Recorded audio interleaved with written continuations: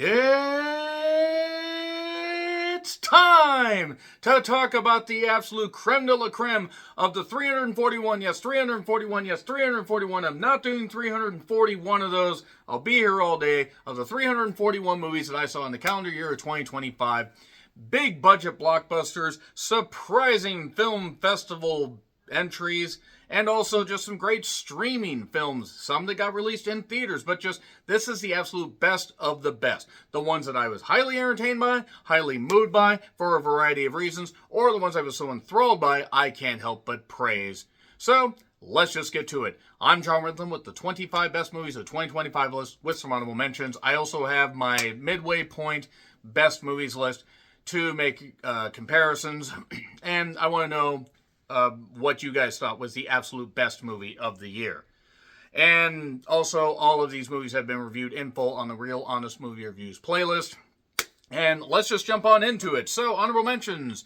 Train Dreams.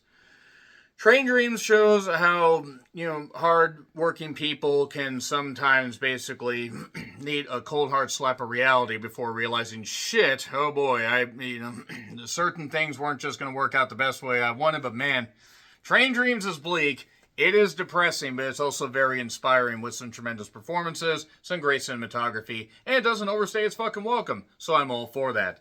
The Colors Within, great soundtrack, great color palette, a lot of emotion, some surprising emotion, and really just a great anime movie. This was in my honorable mentions for the midway point, and it's just a really great movie. The Ugly Stepsister. Great look back at how women had to, basically match insane beauty standards. Good thing women don't have to worry about, they still do. But unfortunately, things were far more archaic when this took place. Yes, a spin on the Cinderella story, but really, really great body horror effects. It's like 95 minutes. I went out of my way to see this in theaters, and just great shit. Really, really great. Great lead performance.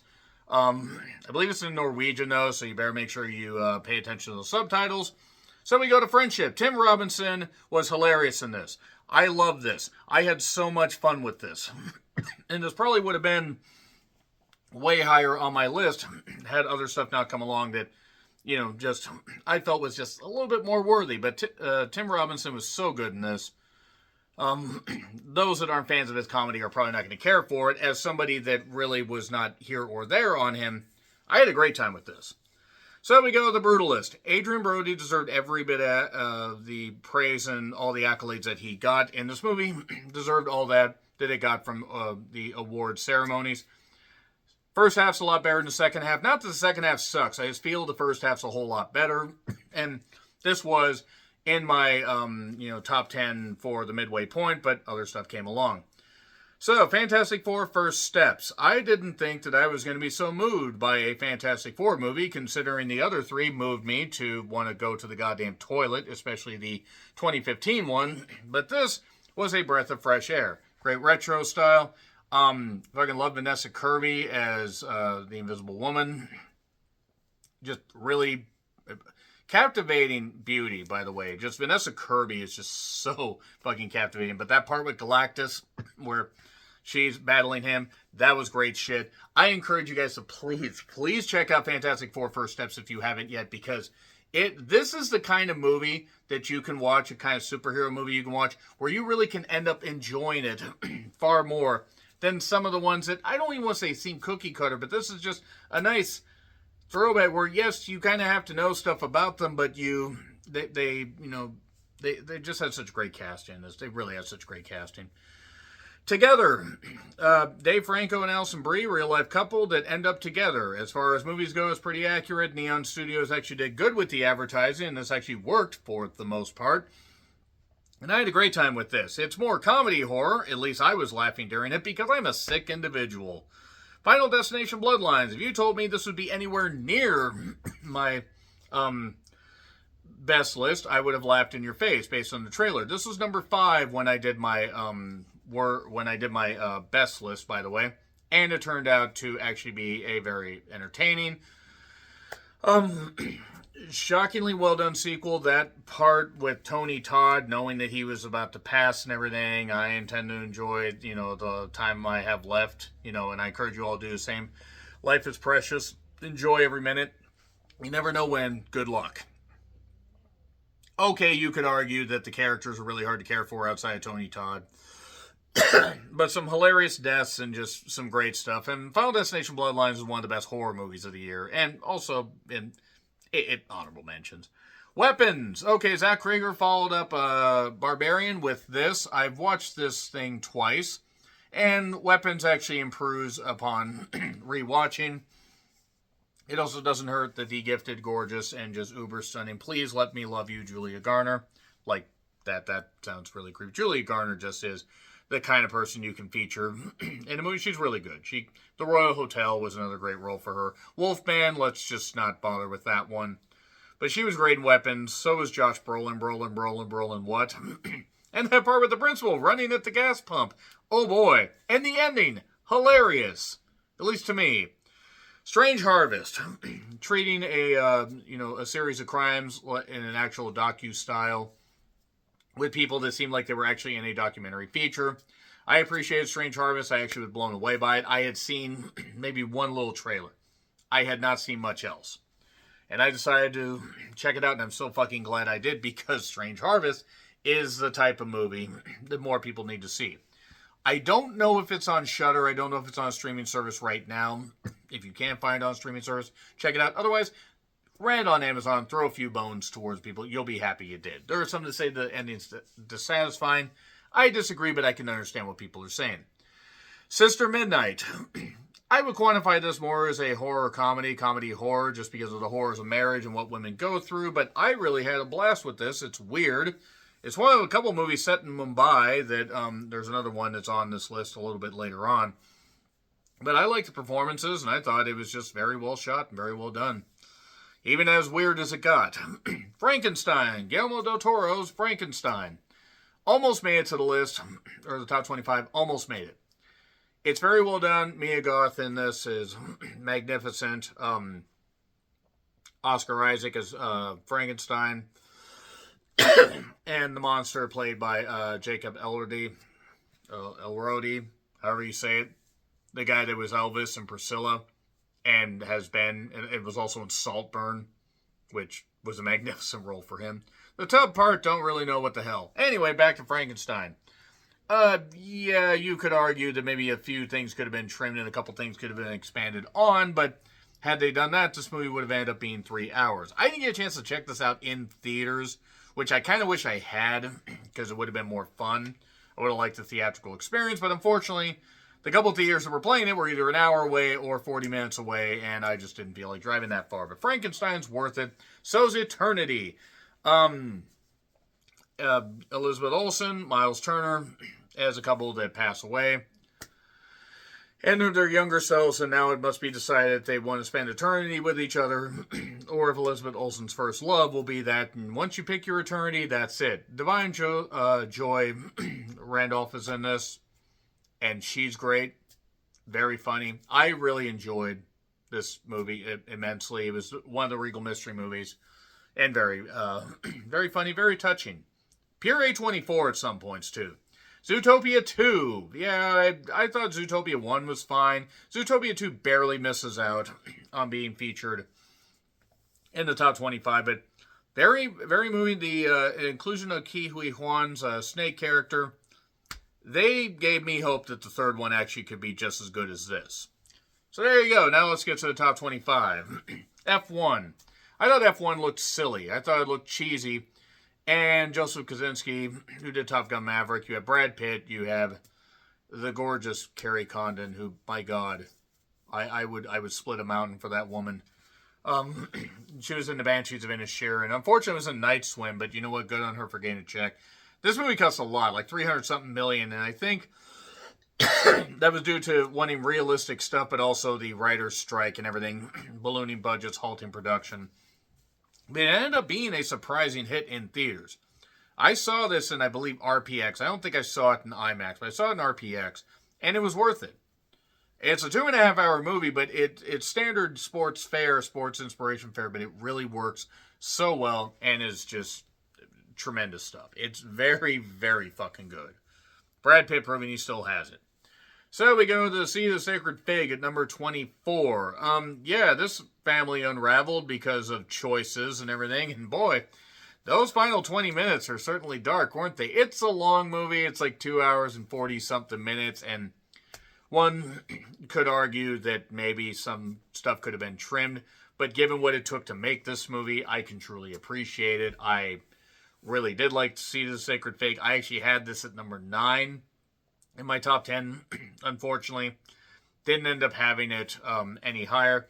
I do want to shout the Ballad of Wallace Island, even though that didn't make it here, because the Ballad of Wallace Island is also another one that you want to check out. Very beautifully told story. So let's go on to number 23, On Becoming a Guinea Fowl. She was a lady dressed up like Missy Elliott in Africa from the, I Can't Stand the Rain, Against My Window, I Can't Stand the Rain, from a Halloween party. And after finding a body on the road, it just brings up a whole bunch of unearthed stuff, and it's really haunting what people will go through, what people will hide. And it's very good. It's very good. On Becoming a Guinea Fowl is definitely worth seeing. I think it's on Max, HBO Max, I think. If not, it's on our streaming service. But it's well worth checking out. And then we go to number 22. MI8, The Final Reckoning. Yes, The Final Reckoning. The final entry in the super long-running Mission Impossible franchise that started all the way back in 1996. This had a majorly ballooned budget, and I think, unfortunately, ended up flopping. But it proves that Tom Cruise is still absolutely insane on set and off set. But he's determined for movies to succeed. Can't fault him there. The plane stunt was something else. It was a perfect way to wrap this up. It was the best entry, in my opinion, of the franchise. And I didn't think that was going to be the case. I actually rewatched all of them from the first one. And I'd seen the first 3, but I hadn't seen any of the others. And I decided to go watch those, and I think I did part 7 like a week before this came out, and I ended up really enjoying part 8, and I didn't think I would, because it was supposed to actually be a 2-parter, but then after the box office diminished returns of part 7, they decided to just, wrap it up here, which is probably smart. Featured probably the best villain of the group, of the whole franchise. At least it upped the stakes, but you knew nothing major was going to happen. You knew that anybody that was going to die, there was really no surprise there, but the action was so enthralling. So let's go to number 21, The Life of Chuck, mainly for that dance scene. That dance scene in the street is pure fucking cinema. Mark Hamill is a grandfather. You have Karen Gillan, who just, God, what a beauty she is.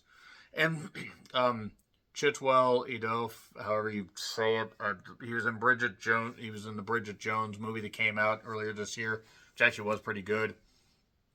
But The Life of Chuck is a lot of fun. Now, the way it's told, I know some people didn't like the narrative. I think this was a Regal mystery movie, if I remember right, and I ended up having a blast with it. I thought The Life of Chuck was very moving, very emotional. Mark Hamill deserves Oscar, or at least award consideration for his role. He did this. He did The Long Walk, and to me, he did a better role here, even though he had a fantastic time doing that. But The Life of Chuck, especially for that dance scene, just overall how the film made me feel, it gets a recommendation. Number 20, Begonia. It's currently on Peacock as of this recording. Emma Stone, high-powered executive, kidnapped by a couple conspiracy nuts that think she's an alien, and she has to convince them that she's not. And it's just pure Yorgos Lanthimos, however you say it. The one that did Poor Things and Kinds of Kindness. And The Favorite. And various other things. But yeah, Emma Stone was magnificent in this. Jesse Plemons was great. I can't remember the guy who played his brother or friend or whatever in this, his associate. He was good. But Jesse Plemons and Emma Stone playing off of each other. It was such a great movie. And had a hell of a goddamn conclusion. So we go to number 19, All We Imagine as Light. Mumbai, few women, we follow their lives around, and we see what's going on. And really, it was beautifully filmed. It was just very well done. A bit sad, given what people have gone through and given what people still go through in Mumbai and other areas, having sometimes to relocate because of finances and stuff like that. Even if they like living in the city is tough. It's costly. But All We Imagine Is Light was a very beautiful movie. Just very, very, very sad. Uplifting at times, but very sad. Speaking of which, let's go to number 18, Twinless. Dylan O'Brien has had quite the interesting year, and this involves losing a twin brother, talking to somebody at the support group, and a friendship develops with a dark secret. And boy, and you know what the secret is right away, and you're waiting for the other shoe to drop it. It's so well done. It really is. But God, when that reveal happens, you're just like, oh, you just see the pain, just the pain of it all. But Twinless is so good. It's so good. This is one like, I remember I went out of my way to watch this. I actually like went to a theater south, and I ended up, there were like 2 accidents. There was like one going up there, and then there was one coming back. But Twinless was just very, very, just very fucking good. I can't recommend it enough. Number 17, well, Huntrix don't miss. It's K-pop Demon Hunters. That's right. This movie that I thought didn't look all that great from the trailers, and I was like, well, I don't want to watch that. I watched it opening day, and I was, from the opening, the best soundtrack to me, besides one other entry, like it's neck and neck there, I'll talk about a little bit later on. The soundtrack is what makes this, and also the energy of it, and the fact that it captures the K-pop insanity fandom pretty goddamn well. There's a lot of stuff in this where you're like, oh boy, they really did capture how insane, the fandoms are and the shipping and whatever it is that you kids call that. It is really fucking good. It's got even some surprisingly emotional lines. The cat that tips the stuff back over.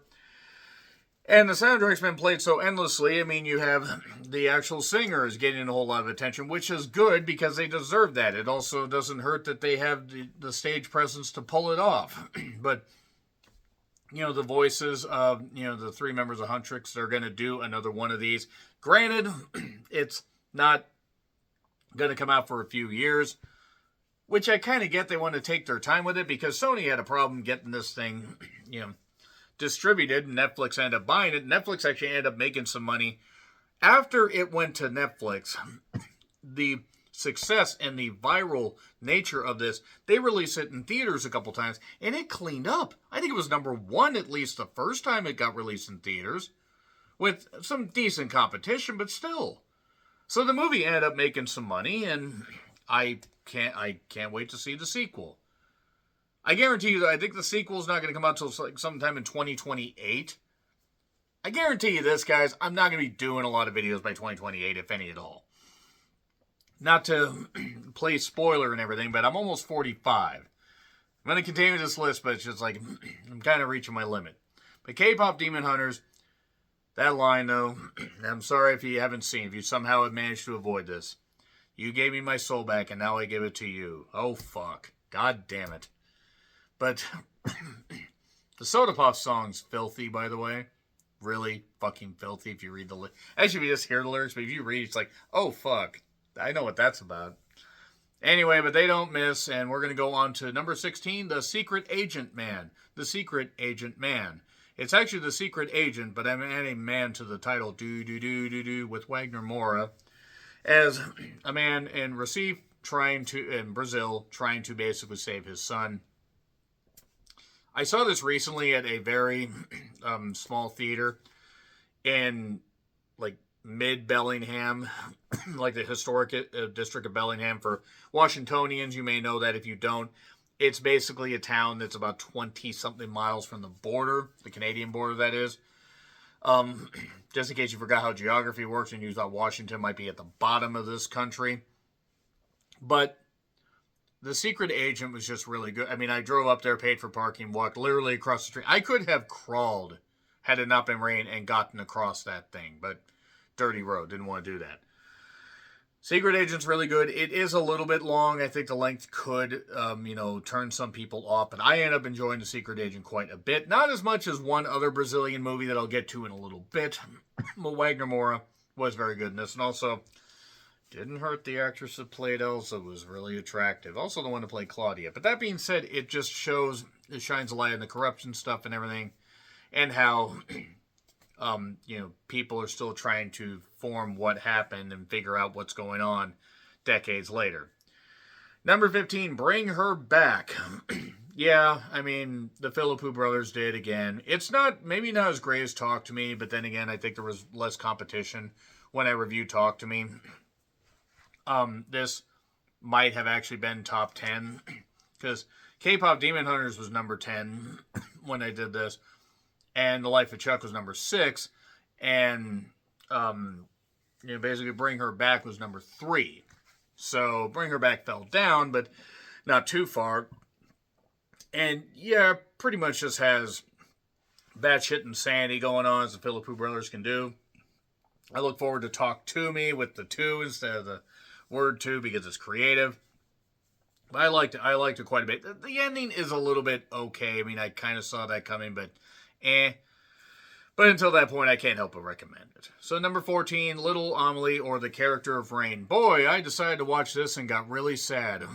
Really, really sad. It was like a 75-minute animated movie to pack so much in about a 3-year-old girl, or a little girl, that ended up experiencing so much love, loss, and everything, and the animation is beautiful. It's just really sad. It made me cry several times. I'm not going to talk much more about it because I don't want to cry again, but yeah, very, very good. It really deserves award consideration. So, highly recommend you guys check this one out. It's also short.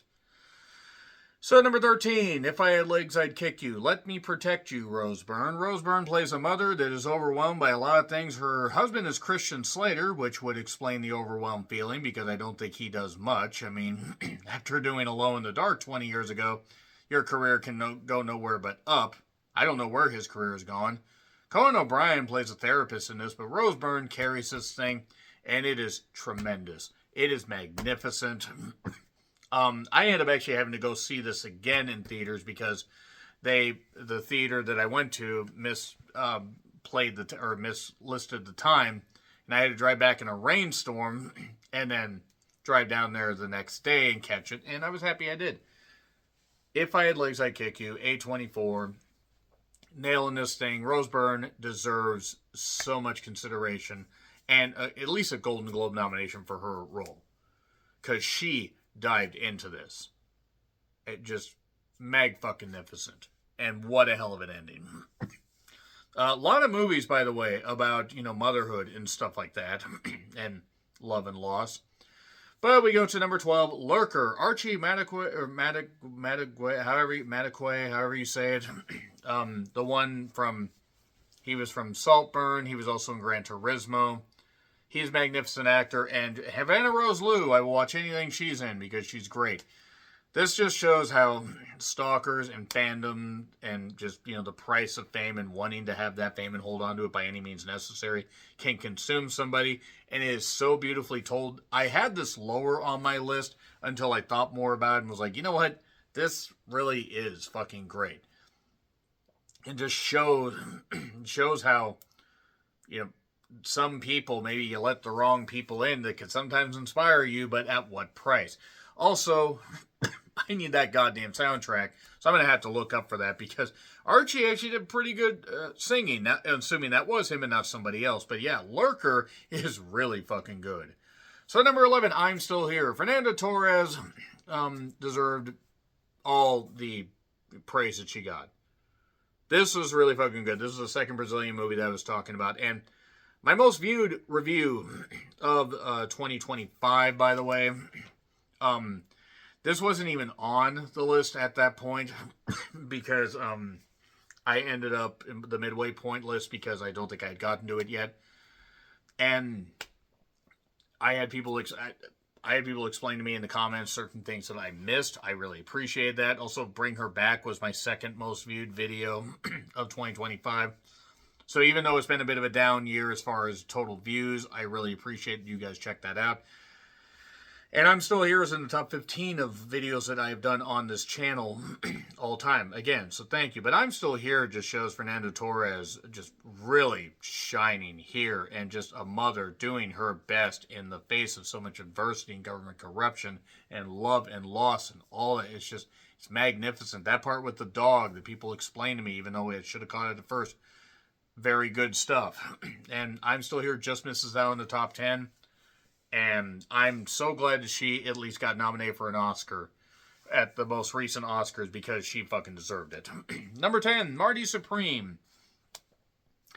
It starts with a part where we have Forever Young play over some credits. Forever Young by Alphaville. One of two movies, by the way, that played that song. The other one was Watch the Skies, which is another movie you should check out. Not on this list, but still check it out. Marty Supreme, Timothy Chalamet, Shining, Odessa Zion. Good God. Fran Drescher as the mother. But Marty, played by Timothy, just wants to succeed at table tennis. He also gets to rail Gwyneth Paltrow. So there's that.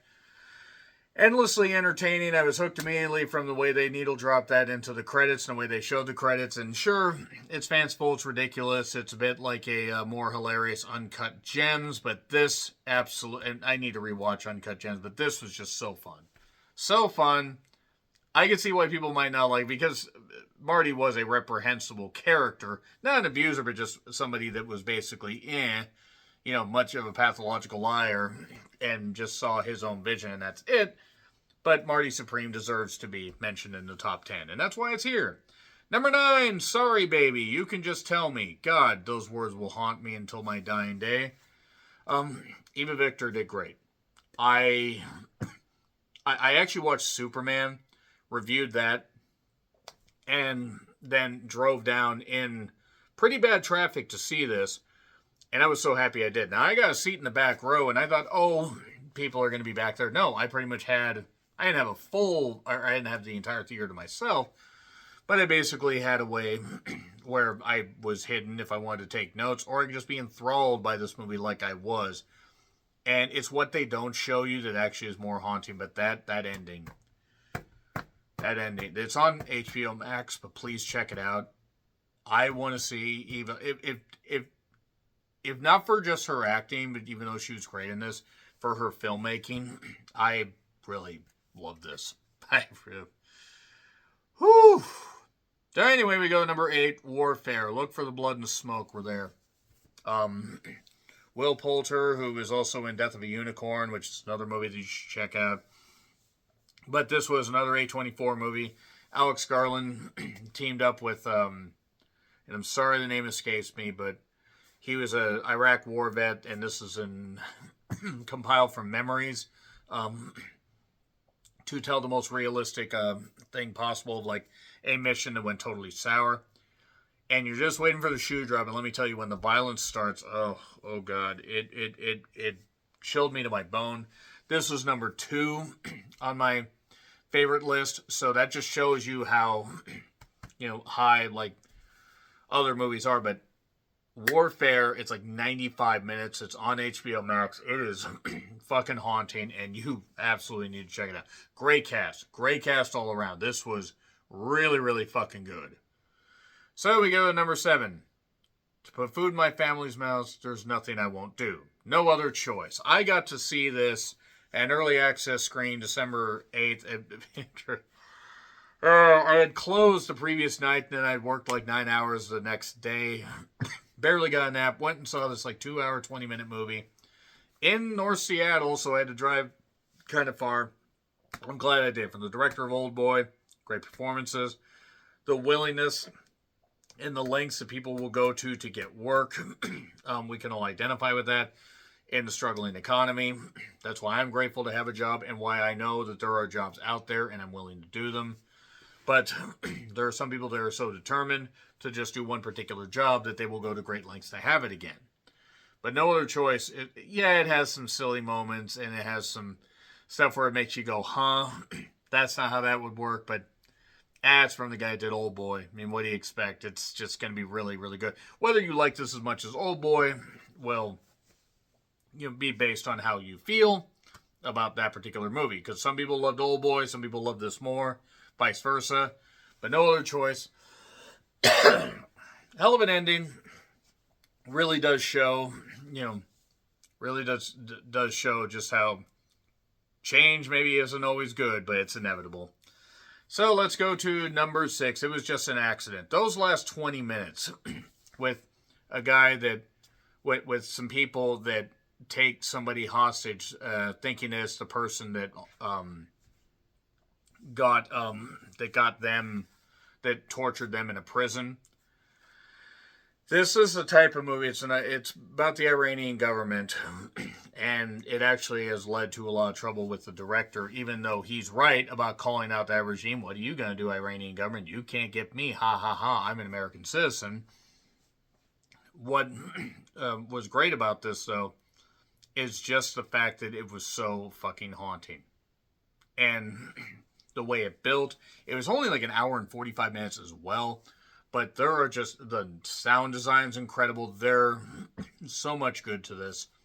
And it didn't hurt that the cast all felt like real people just acting out their angst and their frustration and their trauma out on film. And it worked. It really fucking worked.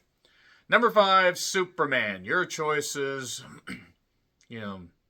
that's who makes you who you are. The best Superman, live action Superman of all time. Fight me. I think it's better than the Christopher Reeve one. And just incredible. I mean, just incredible from beginning to end. James Gunn did again. I hadn't felt this inspired by a big budget superhero movie in years. I can't praise Superman enough. It was not on my midway point list because it hadn't come out yet. And I am so glad that I caught this as early as I could. I was absolutely captivated. Superman is fucking magnificent. Check it out if you haven't already. Number 4, One Battle After Another. I didn't think that this was going to be very good. Mainly because I saw the trailer way too much. But Leonardo DiCaprio, Benicio del Toro, Tiana Taylor, Sean Penn, Chase Infinity, give her all the roles. That young lady is going to be just a goldmine for years. 2 hours and like 30-something minutes. Paul Thomas Anderson doing it again. The guy that There Will Be Blood. The flow of this story, the pacing, the way it just managed to wrap things up hilariously and beautifully. I was really glad I watched this, and it was a little bit higher in the top 5, but I decided a couple other movies beat it. But One Battle After Another is worth it. It's on HBO Max right now. Number 3, Hamnet. Jesse Buckley, Paul Mescal. The story of how Hamlet came to be. Oh boy. There were some really sad moments. The young lad that played Hamlet. So good. Part where he's talking to his sister. And that scene with the play and Jesse Buckley just getting more absorbed and into it.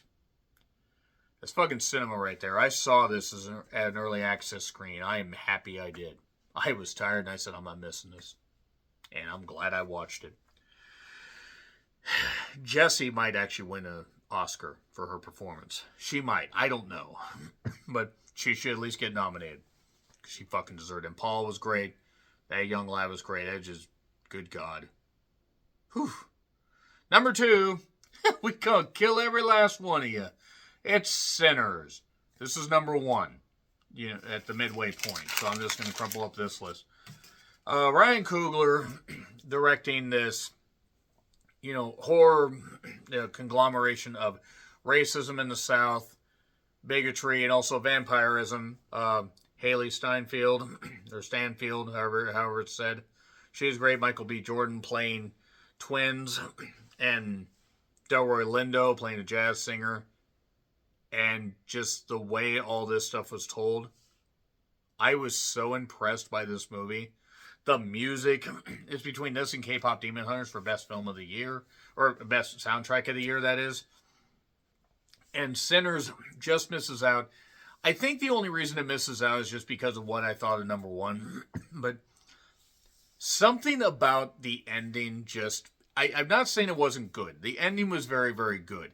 It almost feels like he did too much story building and he rushed stuff in the third act, and especially with like the the last scene.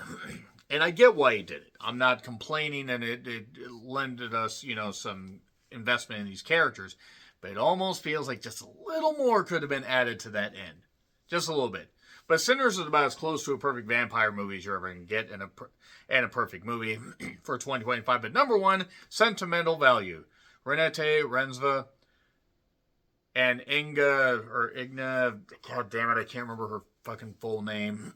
But those two ladies, Renate in particular, Miss Rensva, is my favorite actress, so, of a while. I mean, from the worst person in the world to a different man to this, she is so good. She is so magnificent. And she is so gifted. Stellan Skarsgård is great in this. Elle Fanning, so much, just beautiful storytelling. Haunting, scary, just what time loss can do to people. And that theme that hangs over about, how someone went and how it ties into the end of the movie. There is just so much about this movie that I just could not possibly, encapsulate. It's in the full review. But I saw Wicked for Good, reviewed that, and then drove down to watch this. And then actually when I got in the theater, they were playing a Wicked for Good trailer, which is a fucking rib. But sentimental value absorbed me. It nailed the ending. That's why it just beats Sinners. So those are my favorite movies of 2025. The best ones, in my opinion. Let me know your thoughts in the comments. Like, share, subscribe, Twitter, Letterboxd, Blue Sky handles in the description. I'm John Retlin. Until we see more movies in 2026, hopefully some good to great ones. Happy trails to you.